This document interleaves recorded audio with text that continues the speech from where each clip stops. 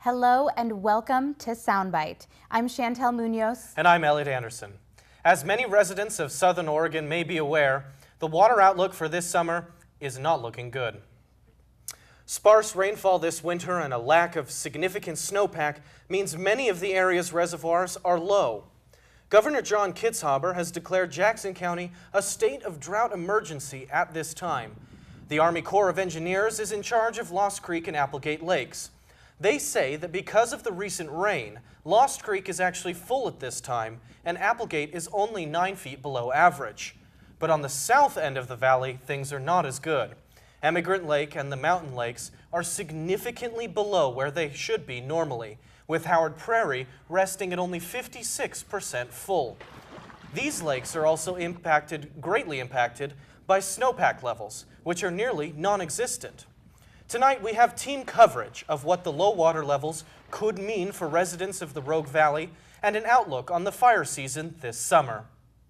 With the lack of water and things already being dry after winter, many are concerned about a severe fire season. SoundByte's Mark Wells spoke to the Oregon Department of Forestry to see just what we can do to prevent wildfire for the 2014 season.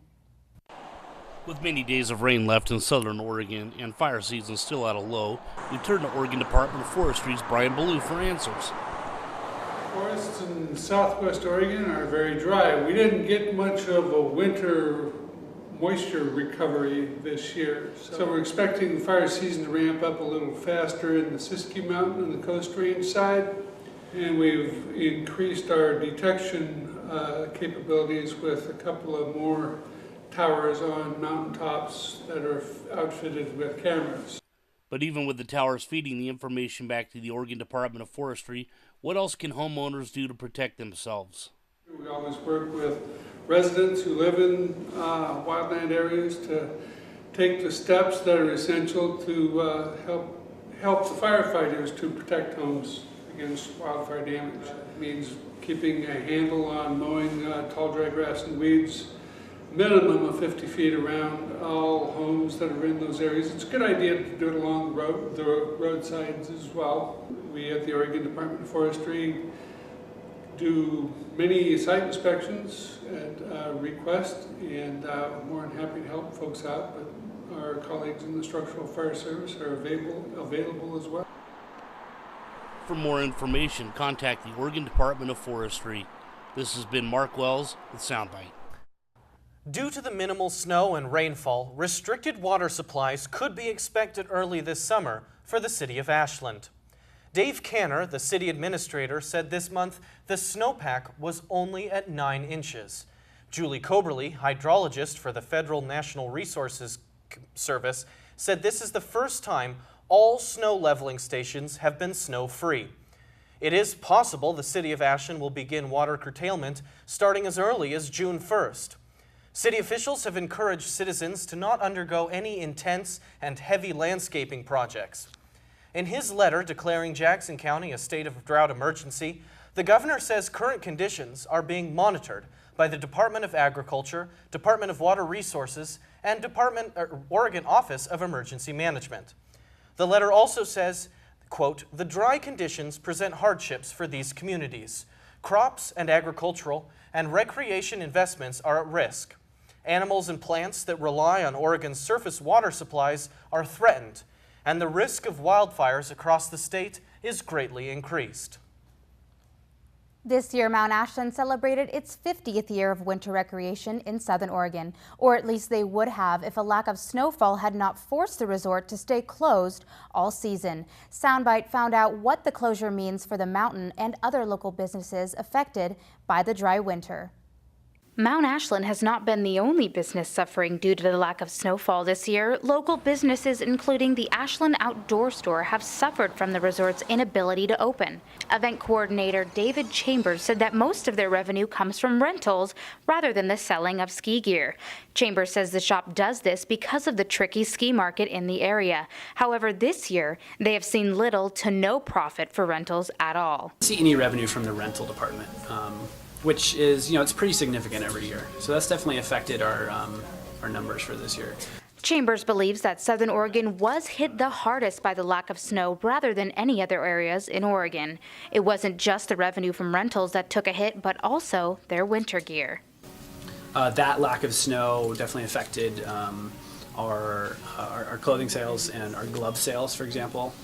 We normally sell tons of gloves during the winter months and continuing on through the early part of spring. So we didn't really see many sales in those departments as a result of it. This is the first time in Mount Ashland history that it has closed for a winter season. In an effort to save money, Mount Ashland let go of their general manager, Kim Clark, just last week. Next year's snowfall will determine if these businesses will continue to suffer. I'm Chantell Munoz reporting for SoundByte. As summer approaches, many local growers in the Rogue Valley begin to worry that water resources may not be available to them for irrigation due to this year's drought. This week, SoundByte attended the Rogue Valley Growers and Crafters Market to speak with a local farmer about his project in the Applegate area and how the drought is affecting him and his business. This past week, we tried to water both our crops and that riparian project and found that it was draining down our irrigation ponds a little too quickly, which was kind of a drag. So this year we're noticing up on Thompson Creek where we live some of the effects of a drought year. The riparian project in the Applegate area has Josh Cohen conserving more water than he had done in the past.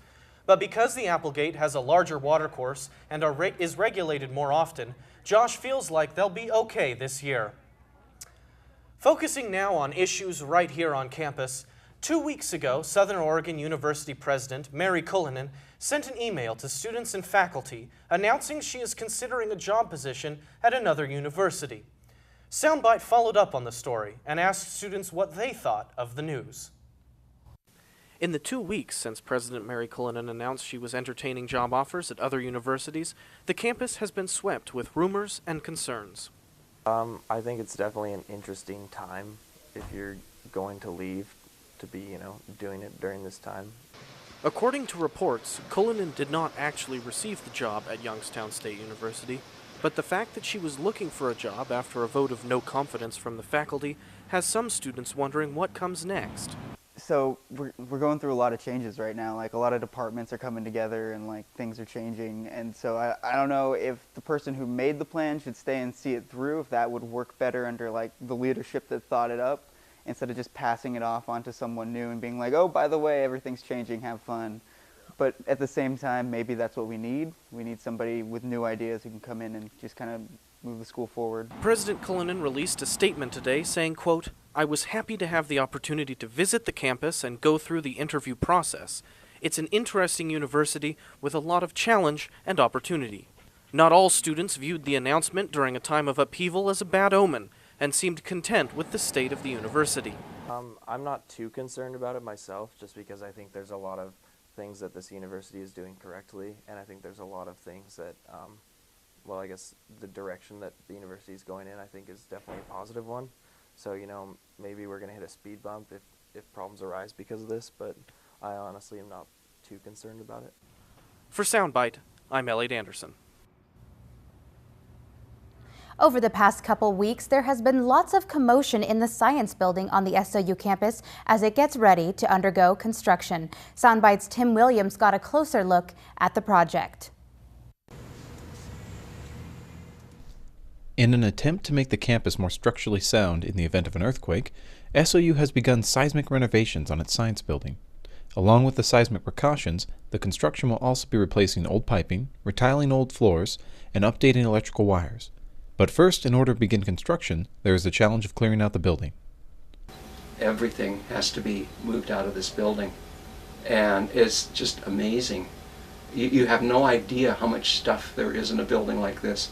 not just offices, not just faculty offices, but the labs, the research labs, the teaching labs, all those kinds of things. It's just an amazing project to even think of undertaking, and that's what we're doing. So by the middle of July, everything will be out. We'll be moved over to Cascade.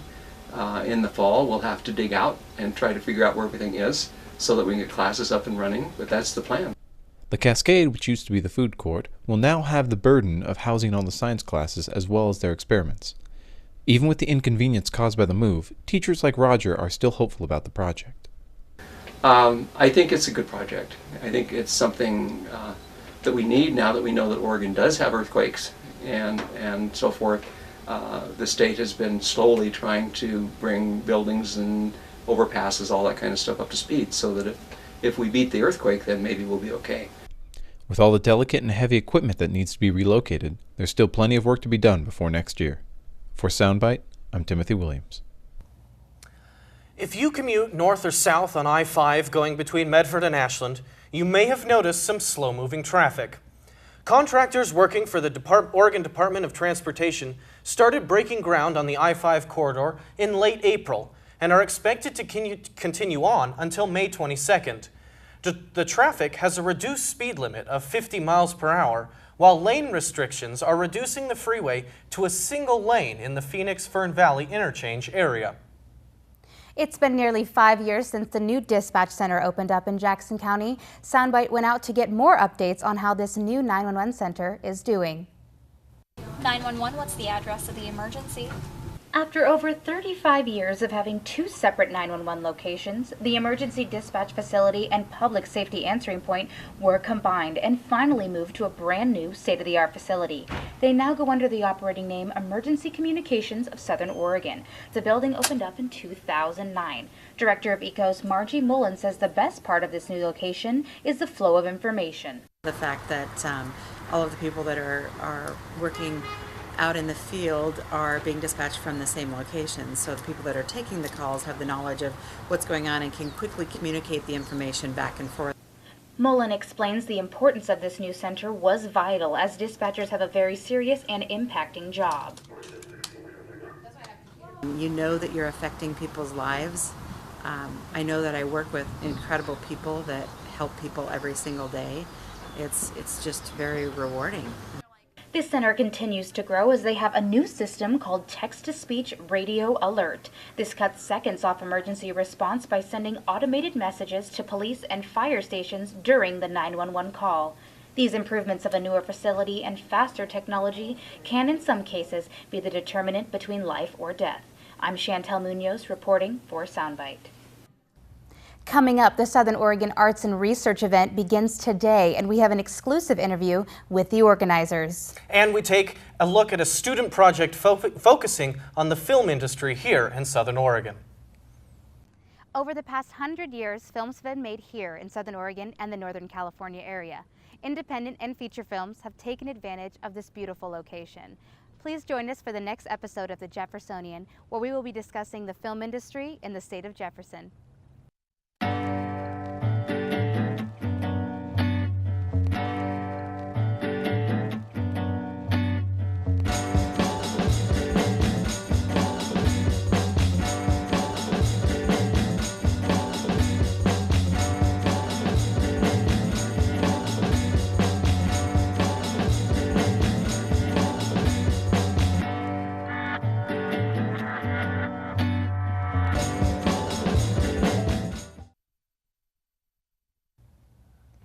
Welcome back. I'm Chantell Munoz. And I'm Elliot Anderson.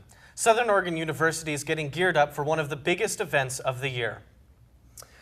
With the college gearing up to participate and celebrate SOAR, the Southern Oregon Arts and Research, we thought we'd take a look back at where it all began. Started by President Mary Cullinan as a research day for students, SOAR quickly bloomed to cover the arts as well as the sciences. Now, 7 years later, Deborah Hofer, the grants administrator, says that the fledgling project has achieved substantial growth. As it has evolved, it's grown. For example, in the first year, we had 115 participants, and these are not attendees, these are participants. Last year, we had 800. SOAR is designed as a chance for students to show their work to the public and see themselves grow. This year's demonstrations will include science labs, art galleries, photography exhibits, and musical performances. SOAR is scheduled to take place on May 12th and continue through May 16th. If you would like to know more, you can visit SOAR's website at www.sou.edu/SOAR. It's spring here in Ashland, Oregon, and the students of Southern Oregon University get yet another chance to show off their creative film projects. SoundByte's Rory Owens has the story.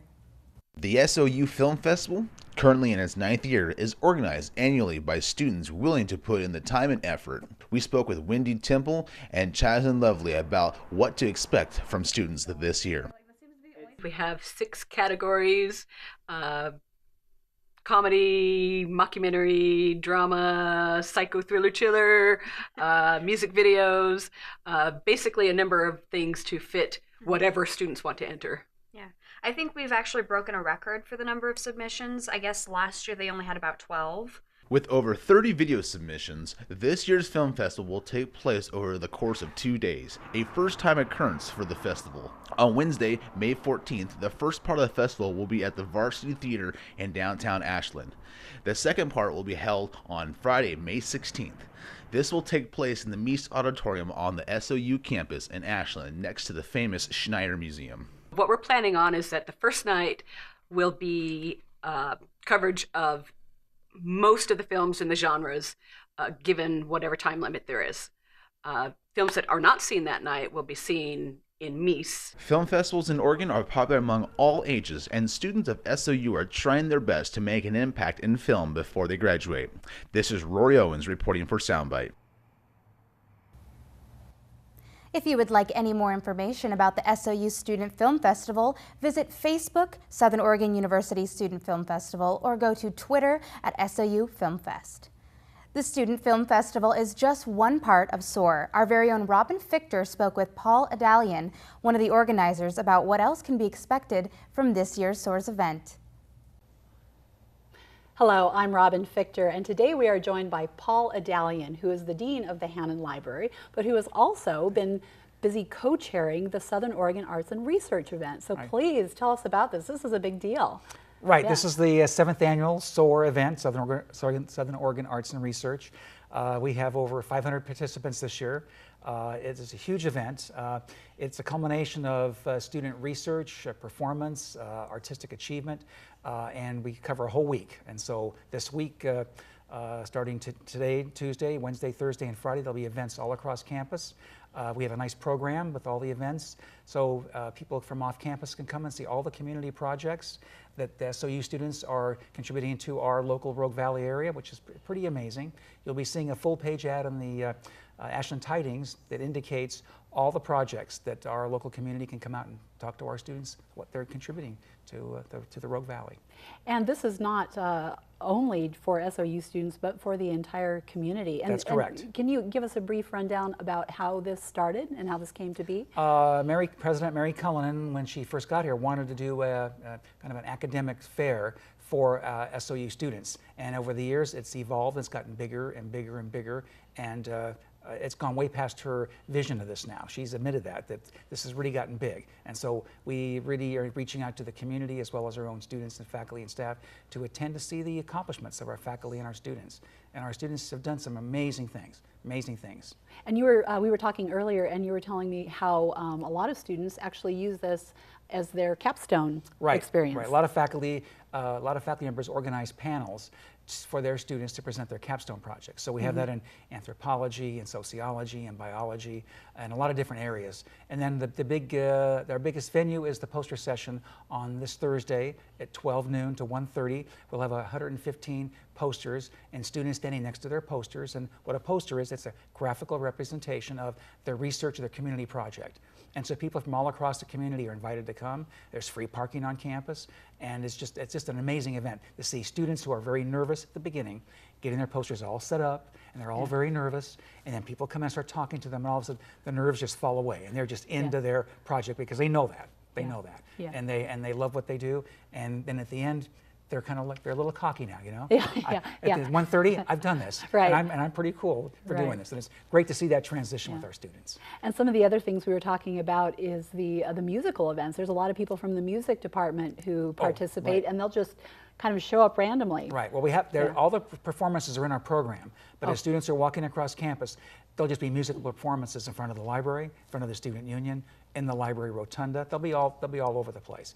But you can get us online at the just come to the SOU homepage, sou.edu/SOAR, and that the full schedule's there, and we invite the community to come, high school students to come. We have high schools coming from all across the Rogue Valley to attend this event on Wednesday and Thursday. Wow, that's pretty impressive. Yeah, yeah. And for those of us who are students here already, we just have to figure out how to fit it into your schedule because there is a lot going on. Yes. Again, look for these wonderful programs listing what's coming up, and visit the website, and everybody get ready to soar. Right, exactly. Sounds like a lot of fun. Yes. Thank you so much. The student-produced news magazine, The Jeffersonian, is on its way with a new episode. SoundByte's Sean Monahan reports. The Jeffersonian is a news magazine developed by students at Southern Oregon University and is in association with Southern Oregon Public Television. John Steckel, the director of the Spring 2014 episode, discusses what the news magazine is about. The Jeffersonian is about life in what they call the state of Jefferson, which is basically Southern Oregon and Northern California. This next episode is going to be called Take 3, which is also the third episode. We're going to be doing a showcase where we're going to bring up all the films that have happened over the past 100 years. And then we're going to talk about the industry here, as well as where we think our technological and industry is going to be going to. The crew will be capturing technical elements, including animation, to make it a well-rounded episode. This news magazine provides great airing opportunities for local programming, as well as students learning professional crew positions and gaining new skills. This show will be aired on Southern Oregon Public Television. Every time that we do the Jeffersonian, we're setting the bar a little bit higher, so depending on what they choose for the subject, it's going to be a challenge every time for the next group coming through.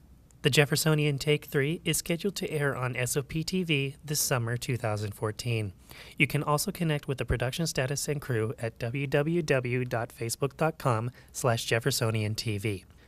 This is Sean Monahan reporting for SoundByte. We'll be right back with a look at sports. And we'll be taking a look at some events that are annual favorites here in Southern Oregon.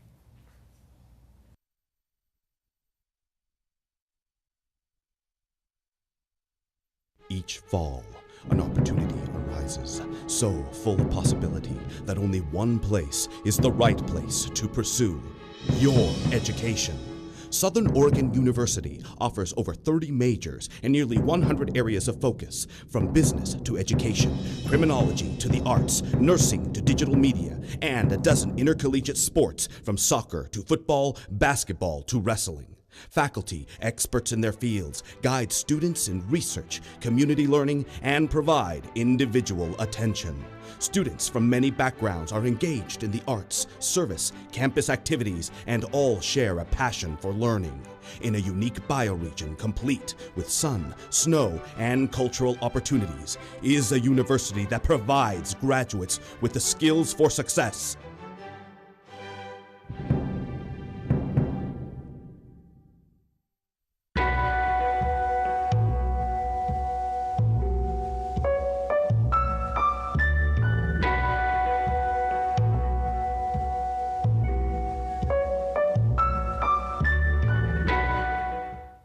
Welcome back. I'm Elliot Anderson. And I'm Chantell Munoz. We now head to Kristen Shanehair with a look at sports. The Track and Field Cascade Conference Championships were this past weekend. SOU athletes came ready to compete. Chloe Welch has the inside scoop. Track and Field laced up for this past weekend's Cascade Conference Championships. Amelia McGuinn has set the bar high for herself. This past week at practice, she seemed determined to cross the finish line first at the championships. McGuinn's a versatile athlete who's broken many school records. Her events include the 400 and 100-meter hurdles, both relays, and the 100-meter dash. McGuinn shared her thoughts before the meet. And I am not nervous because I've done this before and I'm looking forward to it. McGuinn competed in the heptathlon, where she placed second. She anchored SOU's 4x400 meter relay team, which placed second as well. Their time now stands as the 15th best in the NAIA and can qualify for the NAIA Championships, which start May 22nd. I'm really excited to go and win. Our coaches have done a really good job at the workouts they've given us, so I've had really tough weeks going to good meets, such as Oregon Relays, racing against girls that are really good to push me.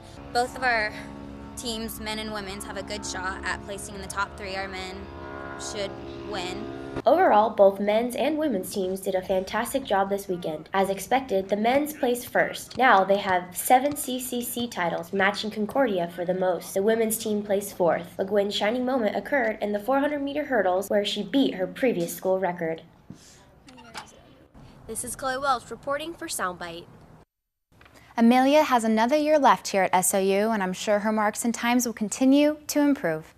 SoundByte Sports crew geared up to have an exclusive interview with Athletic Director Matt Sayer to discuss the recent talk of the new track and field and new rec center. Blueprints have been laid out, money is being funded, and the university is now ready to take action. The rec center is approved, so there's $17 million for the rec center. The rec center money is coming from students here who have decided to tax themselves up to $90 a quarter, depending on how much it costs. Along with the new rec center, the university is getting ready to welcome a new track and field. Football, soccer, and lacrosse are some of the sports that will use the new turf field, which will be completed soon. So the track and the field have to be done by this fall, so probably about mid-September. The combined total for all these new renovations is around $40 million. Looks like the future students of SOU have a lot to look forward to. I'm Kristen Shanehair reporting for SoundByte Sports. Thank you, Kristen. As the year begins to warm up, several outdoor events will bring people from around the region to Southern Oregon. Beginning Thursday, May 22nd, the Rogue River will roar with sounds of engines as the annual Boatnik Festival comes to Grants Pass. Boat races, parades, and carnivals will be just a few of dozens of events full of entertainment for all ages. The 55th annual Boatnik Parade begins at 10 a.m. on Saturday the 24th. The whole event wraps up on Memorial Day, Monday the 26th. And another annual favorite is now the Uncorked event, featuring local wineries. All 19 wineries in the Applegate Valley are participating in this year's event. Participants can buy tickets online for $39 and choose one of 4 starting wineries. The Uncorked event allows attendees to visit as many wineries as they like, and each winery will feature a wine for tasting and a food pairing. The Spring Uncorked event is Sunday, May 18th. And that's all for our broadcast here today. Thank you for joining us here at SoundByte. I'm Chantell Munoz. And I'm Elliot Anderson. Good night.